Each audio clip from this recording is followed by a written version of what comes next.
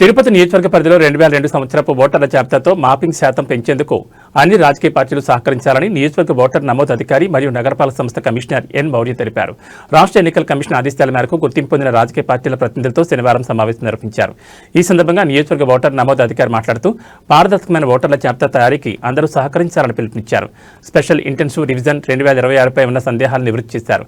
2025 జాబితాలోని ఓటర్లను 2002 ఓటర్ల జాబితాలోని ఓటర్లతో మ్యాపింగ్ ప్రక్రియ చేయ నిమిత్తం అందరూ బూత్ లెవెల్ అధికారులు, సూపర్వైజర్స్, గుర్తింపు పొందిన అన్ని రాజకీయ పార్టీ ప్రతినిధులతో కలిసి ఇంటింటికి వెళ్లి వివరాలు సేకరించి మ్యాపింగ్ శాతాన్ని పెంచాలని తెలిపారు.